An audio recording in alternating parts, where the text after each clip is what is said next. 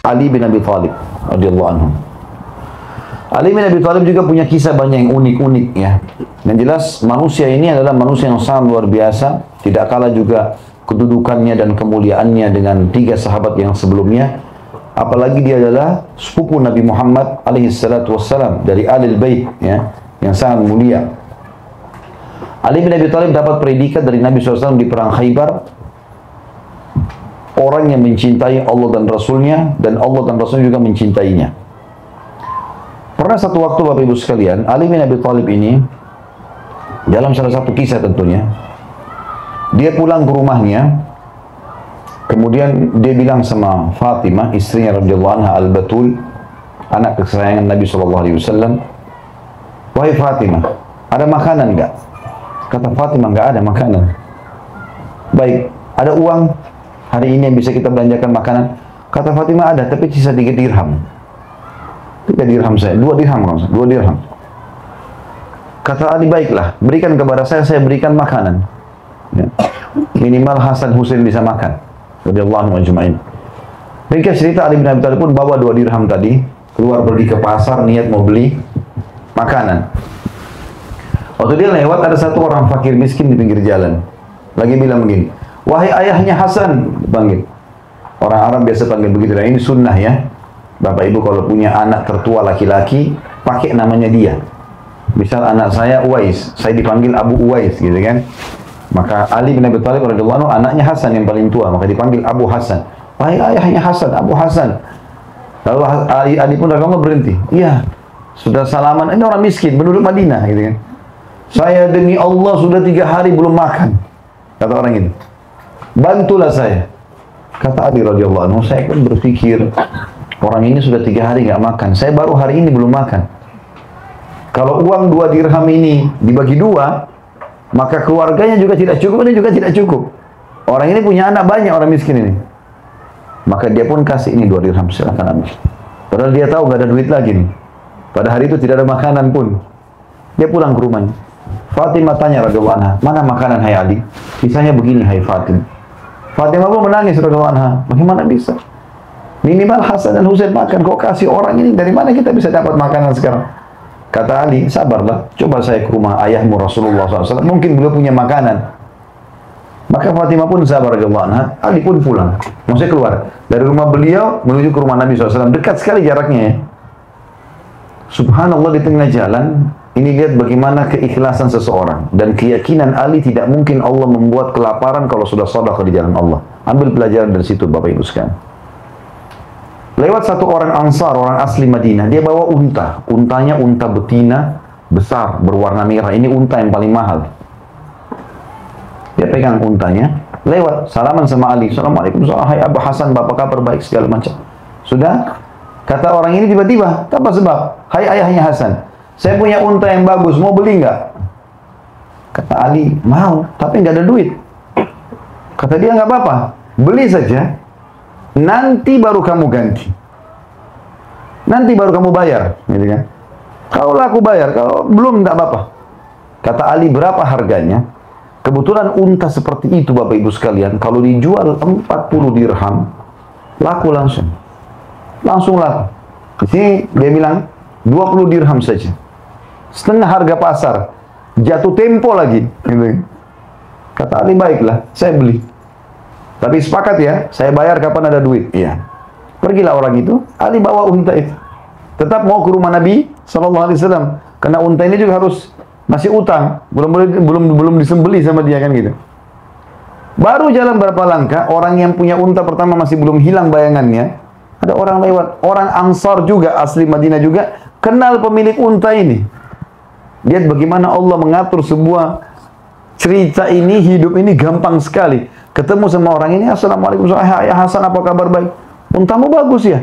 "Oh ya." Ini orang yang nanya, ini tahu pemilik unta yang pertama ya. "Untamu bagus ya, mau jual nggak?" "Mau." "Berapa kamu mau jual?" Kata Ali, 40 dirham. Karena harga pasaran 40 dirham. Subhanallah, orang itu nggak nawar, nggak apa. Langsung kasih 40 dirham, ini cash. Ali bin Abi Thalib ambil, kejar orang yang pemilik pertama unta, bayar 20 dirham. Dapat 20 dirham cash. Sedekah 2 dirham, dapat 10 kali lipat. Maka dengan itu, Ali bin Abi Thalib bisa beli makanan buat keluarganya sebulan. Keyakinan. Yakin tentang apa yang Allah perintahkan benar. Bapak Ibu, kalau Allah halalkan baik buat kesehatan, buat segala macam, nikmati. Allah haramkan buruk, jangan diganggu. Saudara, tidak usah coba-coba. Oh ini babi haram, tapi saya mau tahu dagingnya. Nggak perlu coba. Ada sapi, ada kambing, ada ayam, ada ikan. Nggak usah makan, itu haram.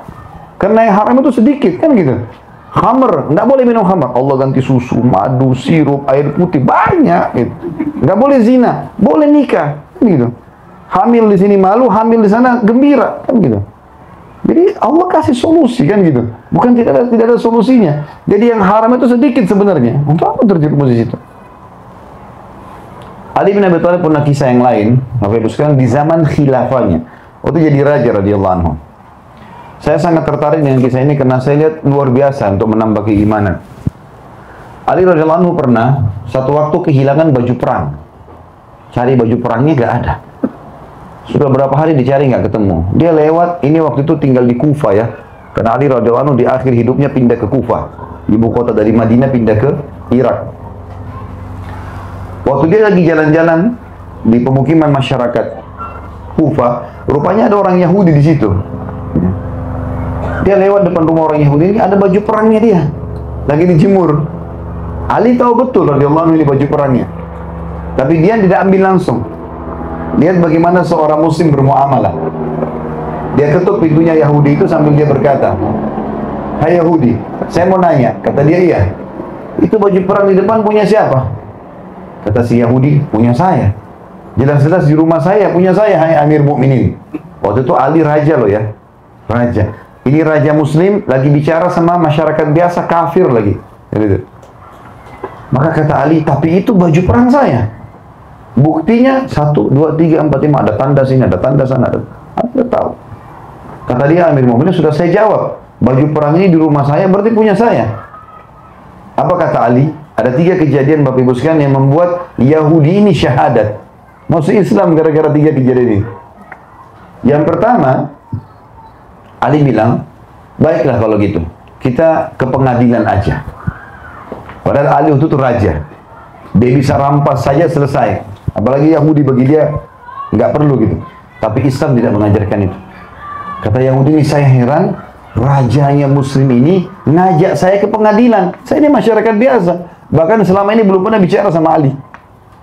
Dan di tengah jalan lagi menuju ke pengadilan, dia bilang, "Ali bin Abi Thalib berbicara dengan saya, tanya tentang istri, anak. Nggak ada rasa benci atau apa, nggak. Ya sudah, nanti pengadilan yang putusin." Seperti itulah.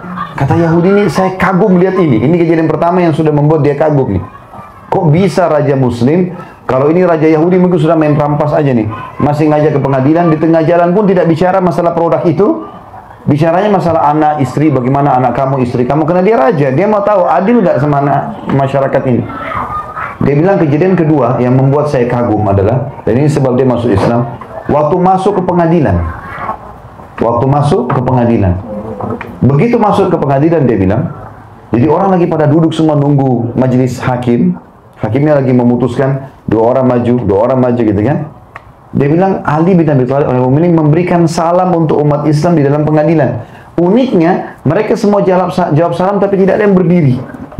Nggak ada yang berdiri, dia raja datang, salaman. Mungkin kalau kita gitu presiden datang, mungkin kita berdiri. Ini nggak ada yang berdiri, nggak ada yang apa.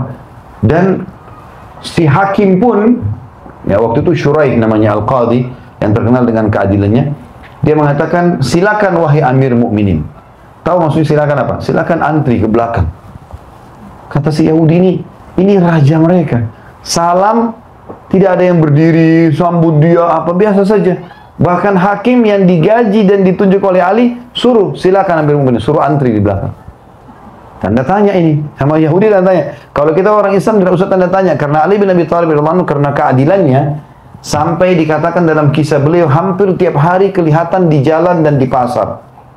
Sudah biasa Ali bin Abi Thalib masuk pasar, ngangkatin barangnya, masyarakatnya ke atas unta. Sudah biasa jenguk orang sakit, sudah biasa pikul jenazah. Raja. Luar biasa gitu. Ya. Jadi makanya masyarakatnya tidak menganggap ini sebuah istimewa, biasa saja. Bukan, sudah tiap hari ketemu. Mau ketemu Ali bukan pakai perantara-perantara segala macam, sudah nggak perlu.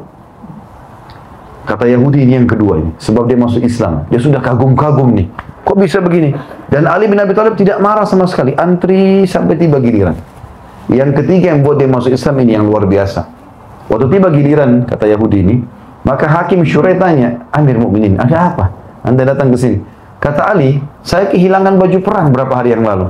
Tadi pagi saya jalan-jalan ke pemukiman masyarakat Kufah. Saya temukan ada ini baju perang yang dipegang sama orang ini di rumah dia. Dan saya yakin itu baju perang saya. Gitu kan? Ada tandanya 1, 2, 3, 4, 5. Si hakim muslim ini, bayangkan ya, ini orang muslim itu bermuamalah sama Tuhannya, bukan sama orang di depannya. Walaupun ini rajanya, tapi dia sekarang di pengadilan. Dan mau sedang mencari kebenaran. Kata Syurai, baik Amir Mu'minin, saya akan bertanya pada Yahudi. Kayak bagaimana ceritanya hai Yahudi? Saya sudah jawab Amir Mu'minin. Waktu di rumah saya dia sudah tanya. Jelas baju perang ini di rumah saya, berarti punya saya. Maka hakim balik lagi ke Ali, ya Amir Mu'minin, apakah anda punya saksi? Kata Ali, tidak ada yang kenal baju ini kecuali istri sama anak saya. Ya. Istrinya Fatimah adalah sudah lama meninggal, karena Fatimah meninggal setelah meninggalnya Nabi Alaihissalam di zaman khilafahnya Abu Bakar. Ada istri Ali juga pada saat itu, tapi tidak begitu mengenal baju perang ini. Yang paling kenal Fatimah sudah meninggal. Dan ada Hasan dan Husain. Kata hakimnya, ya Amir Mu'minin, anda tahu dalam Islam, dalam hukum agama kita, tidak boleh anak menjadi saksi buat orang tua. Dan tidak boleh orang tua jadi saksi buat anak. Kenapa sih saling bela? Berarti kesaksian Hasan Husain sudah tertutup. Ada yang lain? Kata Ali, tidak ada. Kata si Yahudi ini sebab dia masuk Islam. Dia bilang apa? Saya kaget, tiba-tiba hakimnya berkata, ya Amir Mu'minin, kalau begitu saya putuskan baju perang ini punya Yahudi. Dan lebih unik lagi, Ali bilang apa? Baiklah kalau begitu. Sudah selesai. Hakim ambil sudah. Nggak ada saksi, nggak ada apa, sudah nggak usah. Kata si Yahudi, saya terperanjat melihat itu, karena ini kayak, apa namanya, orang yang mengeluh di pengadilan yang terakhir. Nggak ada lagi orang setelah itu. Maka Syurai pun baca kafaratul majlis, dia turun dari mejanya, mau keluar. Jalan santai sama Ali. Ngobrol berdua. Padahal ini tadi baru kasih keputusan salah menurut dia gitu kan. Maka waktu jalan berdua ngobrol, Ali seperti tidak ada apa-apa. Sudahlah, bukan hak saya, bukan rezeki saya. Seperti itulah. Lalu kata si Yahudi, sebentar Amir Mu'minin, sebentar hai Syurai, hai Qadhi, hai Hakim gitu. Apakah pengadilan sudah selesai? Kata mereka berdua, iya. Sebagaimana kau sudah lihat. Kata Ali, walaupun saya yakin itu baju perang saya. Saya yakin. Ada buktinya. Tapi saya tidak punya saksi.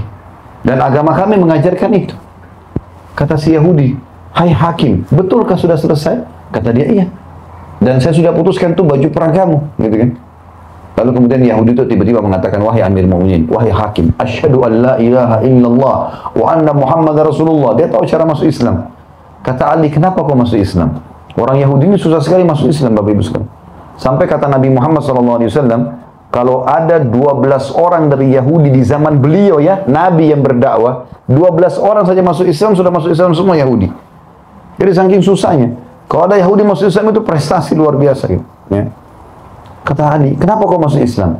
Dia bilang, demi Allah wahai Amir Mu'minin, ini baju perang anda. Saya curi berapa hari lalu memang. Baru ngaku dia. Dan saya masuk Islam justru karena keadilan agama kalian. Saya tanya Bapak Ibu sekalian, coba pikir secara akal. Apa yang membuat Ali bin Abi Thalib mau mengetuk rumah Yahudi? Tidak langsung ambil, padahal dia yakin. Dan Ali tidak pernah bohong orangnya.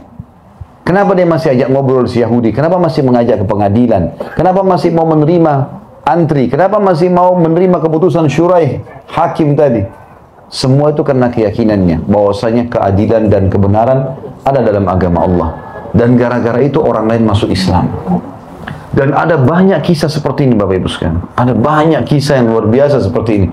Setiap umat Islam yang menjalankan perintah agamanya, mengerjakan perintah dan meninggalkan larangan karena yakin Allah perintahkan dan mengejar pahalanya dari kebaikan dan menjauh siksaan dari larangan, kecuali mereka bahagia. Dan banyak orang masuk Islam gara-gara itu.